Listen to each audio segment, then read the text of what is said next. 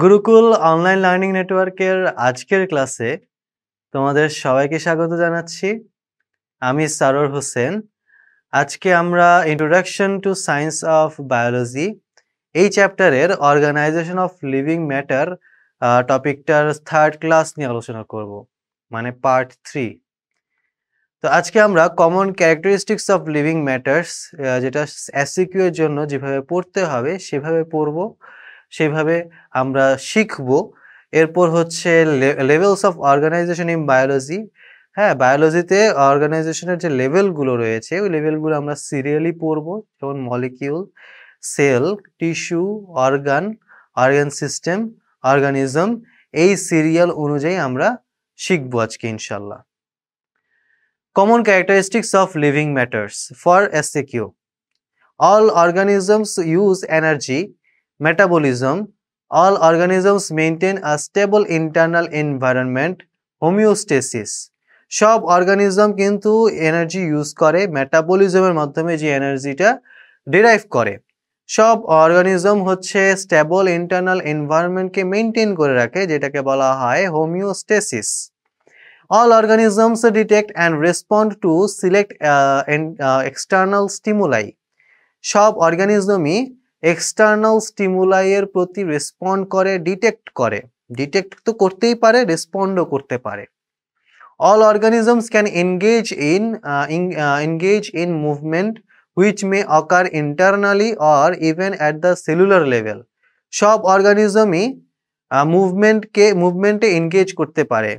হ্যাঁ, মুভমেন্ট করতে পারে, সব অর্গানিজমই মুভমেন্ট করতে পারে, সেটা ইন্টারনালি হোক অথবা সেলুলার লেভেলে হোক। হ্যাঁ, ইন্টারনালিও হইতে পারে, সেলুলার লেভেলেও হইতে পারে। All organisms show growth and development, that is specialization of cells or structures. সব অর্গানিজমই গ্রোথ এবং ডেভেলপমেন্ট শো করতে পারে, এবং এটা হচ্ছে সেলের একটা specialization of cells or structures.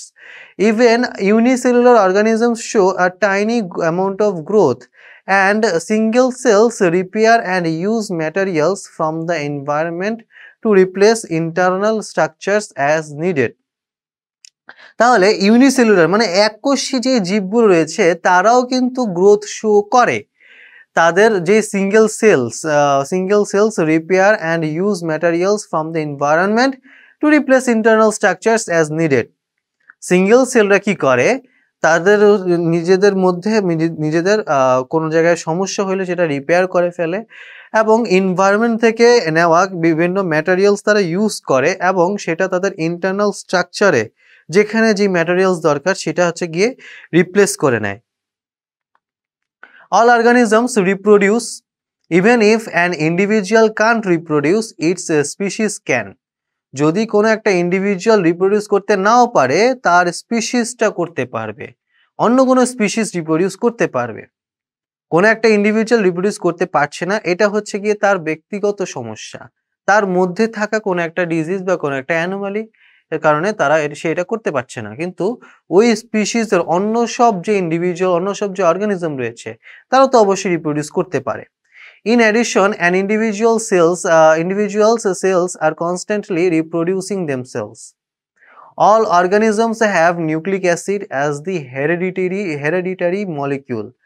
হ্যাঁ, সব অর্গানিজমেরই নিউক্লিক অ্যাসিড রয়েছে হেরেডিটারি মলিকিউল হিসেবে।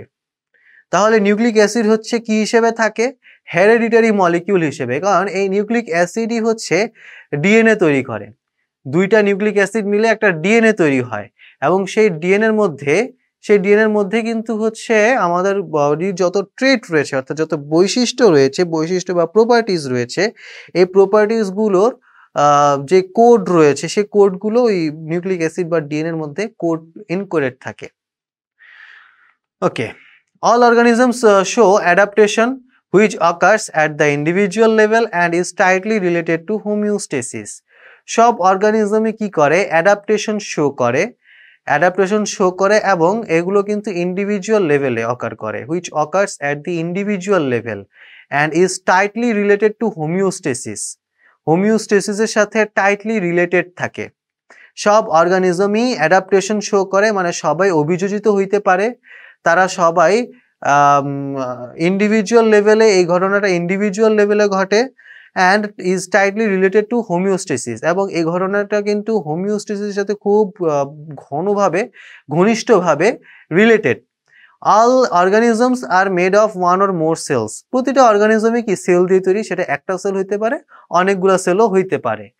All organisms exhibit complex organization, grouping molecules together to form cells. সব অর্গানিজমসেরই কি কমপ্লেক্স অর্গানাইজেশন থাকে, সব অর্গানিজমই কমপ্লেক্স অর্গানাইজেশন এক্সিবিট করে। Grouping molecules together to form cells, cell form করার জন্য মলিকিউলসগুলোকে একসাথে গ্রুপিং করা হয়, মলিকিউলসগুলোকে একসাথে গ্রুপিং করে সেল ফর্ম করা হয়। At a higher level, cells are organized to tissues, organs and organ systems. তাহলে এখানে অর্গানাইজেশনের কথা বলা হচ্ছে। যত লিভিং থিংস রয়েছে, যত অর্গানিজমস রয়েছে, সবার মধ্যেই কিন্তু কমপ্লেক্স অর্গানাইজেশন লক্ষ্য করা যায়। এই যে অর্গানিজমসদের মধ্যে যে সেলসগুলো থাকে, এই সেলসগুলো কিন্তু অনেকগুলো মলিকিউলসের একটা গ্রুপিং, মলিকিউলসগুলো গ্রুপ হয়ে অর্গানাইজড হয়ে সেল তৈরি করে। আবার এই সেল থেকে অর্গানাইজড হয়ে টিস্যু তৈরি করে, টিস্যুরা অর্গানাইজড হয়ে অর্গান তৈরি করে, অর্গান থেকে আবার অর্গান সিস্টেম তৈরি হয়। এই যে পুরো সিস্টেমটা একটার পর একটা ধাপে ধাপে তৈরি হচ্ছে, এভাবে কিন্তু একটা অর্গানিজম তৈরি হয়ে থাকে অর্গানাইজেশনের মাধ্যমে। All organisms exhibit evolution over time due to mutation and natural selection. Mutation এবং ন্যাচারাল সিলেকশনের কারণে সব অর্গানিজমে কি হয়, এভলিউশন হয়। সময়ের পরিক্রমায় প্রতিটা অর্গানিজমের ইভলিউশন হয়। সেটা কেন হচ্ছে? মিউটেশনের কারণে হচ্ছে এবং ন্যাচারাল সিলেকশনের, মিউটেশনের মাধ্যমে তার মধ্যে একটা পরিবর্তন আসে। এখন এই পরিবর্তনটা নেচারের সাথে যায় কিনা বা নেচার এটাকে সাপোর্ট করছে কিনা, ওইটার উপর ডিপেন্ড করে ন্যাচারাল সিলেকশন হয়। হ্যাঁ, বেশ কিছু প্রাণী, তাদের প্রত্যেকের মধ্যে ভিন্ন ভিন্ন পরিবর্তন লক্ষ্য করা যাচ্ছে। এখন যেই পরিবর্তনটা নেচারের জন্য বেনিফিশিয়াল, মানে ওই টাইপের নেচারের জন্য বেনিফিশিয়াল, ওই চেঞ্জ যুক্ত প্রাণীটাই কিন্তু আসলে আলটিমেটলি বেঁচে থাকবে, এবং এটাকে কিন্তু বলা হচ্ছে ন্যাচারাল সিলেকশন। ওই প্রাণীটাকে আসলে সার্ভাইভ করবে। Which operates at the species level, তাহলে এই ন্যাচারাল সিলেকশনটা কিন্তু স্পিসিস লেভেলে অপারেট করে। সবারই মধ্যে ইন্ডিভিজুয়ালি মিউটেশন হয়, এবং এই মিউটেশনের মধ্যে সবার মধ্যে প্রতিটা স্পিসিসের মধ্যেই আলাদা আলাদাভাবে বিভিন্ন বৈশিষ্ট্য দেখা দেয় এবং ন্যাচারাল সিলেকশনে হয়। আচ্ছা, এখন আমরা লেভেলস অফ অর্গানাইজেশনে চলে আসব। আমাদের বায়োলজিতে লেভেলস অফ অর্গানাইজেশনটা কিভাবে করা হয় এটা কিন্তু আমরা বিস্তারিত আলোচনা করব এখানে। মলিকিউল, যেমন molecules are made of atoms, the smallest unit of chemical elements.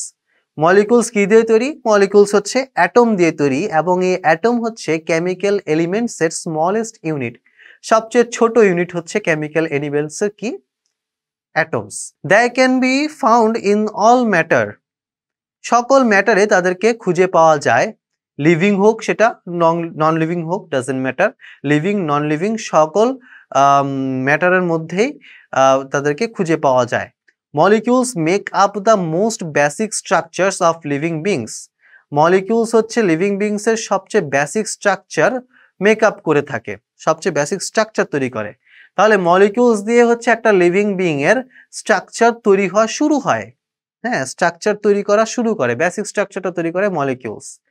তো two biological disciplines that focus on this level are biochemistry and molecular biology.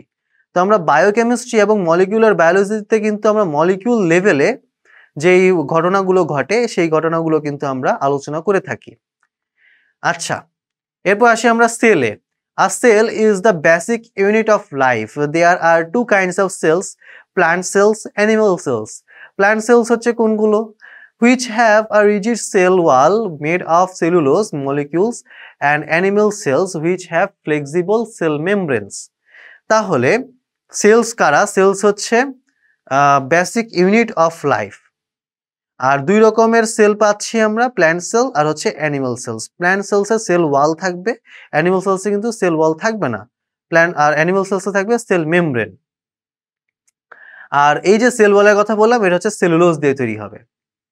Cell biologists consider questions such as metabolism and other questions about structure and function within and between cells. Cell biologists কি করে, তারা হচ্ছে গিয়ে metabolism consider questions such as metabolism and other questions about structure and function within and between cells. আচ্ছা, tissues is made up of cells that work together to perform a certain task.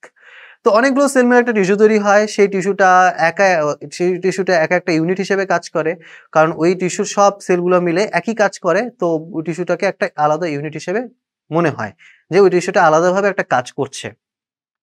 আচ্ছা, muscular tissue, তারপর connective tissue, neural tissue, এরকম বিভিন্ন টাইপের tissue রয়েছে। আরেক ধরনের tissue হচ্ছে গিয়ে সেটা হচ্ছে কাভারিং টিস্যু, ঠিক আছে। আচ্ছা, histologists are an example of biologists who work at this level. Histologists যাদেরকে বলা হয়, যারা টিস্যু নিয়ে কাজ করে, টিস্যু নিয়ে বিদ্যাটাই হচ্ছে কি হিস্টোলজি। তাহলে টিস্যু বিদ্যা নিয়ে যারা হচ্ছে গিয়ে লেখাপড়া করে বা যারা এই সম্পর্কে বিশেষজ্ঞ, তাদেরকে বলা হবে হিস্টোলজিস্টস। তাহলে এরা হচ্ছে আর an example of biologists who work at this level. তাহলে হিস্টোলজিস্টরা হচ্ছে টিস্যু নিয়ে কাজ করে। An organ is a system of tissues that work together on a larger scale to do certain jobs within an animal's body. তাহলে organ হচ্ছে কি একটা system, টিস্যুর একটা সিস্টেম, অনেকগুলো টিস্যু মিলে একটা অর্গান তৈরি করে এবং সেই অর্গানটা একসাথে একটা কাজ করে, that work together on a larger scale to do certain jobs within a animals body. তাহলে একটা অ্যানিমালসের বডির মধ্যে একটা সার্টেন একটা ফাংশন করার জন্য অনেকগুলা টিস্যু মিলে একটা অর্গান তৈরি করলো, সেই অর্গানটা হচ্ছে গিয়ে ওই ফাংশনটা তখন করছে। এটাই হচ্ছে গিয়ে টিস্যু থেকে অর্গান তৈরি হওয়ার প্রসেস। আচ্ছা, examples of organs are the brain, heart and lungs. তাহলে ব্রেন একটা অর্গান, হার্ট একটা অর্গান, লাংস একটা অর্গান, এগুলো সবগুলো কি হয়েছে, বিভিন্ন ধরনের টিস্যু দিয়ে তৈরি হয়েছে। Anatomy is an example of a biology speciality concerned with this level. আবার অ্যানাটমি কিন্তু হচ্ছে কি, আমরা অ্যানাটমিতে এই অর্গান লেভেলে আমাদের হচ্ছে হিউম্যান বডিকে স্টাডি করে থাকি। হ্যাঁ, তাহলে আমরা আমাদের হিউম্যান বডিকে স্টাডি করি অর্গান লেভেলে গিয়ে, কোথায়, কোন ব্রাঞ্চে, অ্যানাটমিতে। হ্যাঁ, আচ্ছা, অর্গান সিস্টেম, অনেক অর্গান মিলে, অর্গানের একটা গ্রুপ মিলে, তারা বেশ কয়েকটা অর্গান মিলে একটা অর্গান সিস্টেম তৈরি করে, that work together to perform specific bodily functions. একটা বডির মধ্যে যত ফাংশনস রয়েছে তার মধ্যে কিছু স্পেসিফিক ফাংশন ওই অর্গান সিস্টেম তখন করতে পারে, ওই কাজটা, ওই ফাংশনটা করতে পারে। কিভাবে? এই যে গ্রুপ অফ অর্গানস তারা মিলে ওই ফাংশনটা করবে, একজন আরেকজনের হেল্প করবে। The respiratory system, for example, uses the lungs, airways and respiratory muscles to inhale oxygen and release carbon dioxide in animals. তাহলে রেসপিরেটরি সিস্টেম কি করছে, তারা লাংসকে ইউজ করছে, এয়ারওয়েজ এবং রেসপিরেটরি মাসলসকে ইউজ করছে অক্সিজেন ইনহেল করার জন্য এবং কার্বন ডাইঅক্সাইড রিলিজ করে দেওয়ার জন্য। Physiologist study the function of parts of the body as they work together. ফিজিওলজিস্টও তারা হচ্ছে ফাংশনকে স্টাডি করেছে, বডির বিভিন্ন পার্টের ফাংশন স্টাডি করেছে ফিজিওলজিস্টরা, কারণ তারা কি একসাথে কাজ করে। Though physiologists can work at any level of biological organization, they often answer questions related to organ systems. তাহলে অর্গান সিস্টেমের সাথে যে কোশ্চেনগুলো রিলেটেড রয়েছে সেগুলোর অ্যান্সার দিয়ে থাকে ফিজিওলজিস্টরা। হ্যাঁ, তারা কিন্তু বায়োলজিক্যাল অর্গানাইজেশনের যে কোনো লেভেলে তারা কাজ করতে পারে, কিন্তু তারা স্পেসিফিক্যালি অর্গান সিস্টেম লেভেলে তারা হচ্ছে কোশ্চেনের অ্যান্সার দিয়ে থাকে। Organism, an organism is a recognisable self content individual.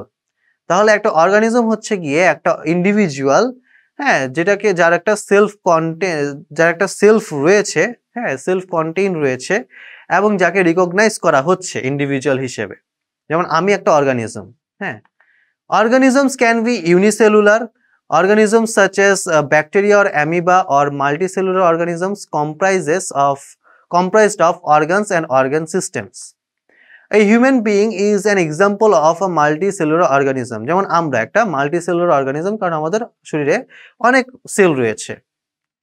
তো এই হচ্ছে আজকে আমাদের ক্লাস। আমরা কি শিখলাম? আমরা common characteristics of living matters এর এসিকিউ এর জন্য আমরা কিভাবে লিখবো সেটা, সেই জিনিসটা আমরা শিখেছি। আর আমরা হচ্ছে লেভেলস অফ অর্গানাইজেশন ইন বায়োলজিতে অর্গানাইজেশন বিভিন্ন লেভেল সম্পর্কে জেনেছি, যেমন মলিকিউল থেকে শুরু করে অর্গানিজম পর্যন্ত। এভাবে আমরা শিখেছি সিরিয়ালি। তো এই ছিল আজকের আমাদের ক্লাস। তোমাদের যদি ক্লাসটা ভালো লেগে থাকে তোমরা অবশ্যই বন্ধুদের মাঝে ক্লাসটা শেয়ার করে দিবে। আর তোমাদের যদি এই ক্লাসের সম্পর্কে কোনো প্রশ্ন থেকে থাকে তোমরা অবশ্যই কমেন্টের মাধ্যমে আমাদেরকে জানাবে। আর এতক্ষণ আমাদের সাথে থাকার জন্য, গুরুকুলের সাথে থাকার জন্য তোমাদেরকে অসংখ্য ধন্যবাদ।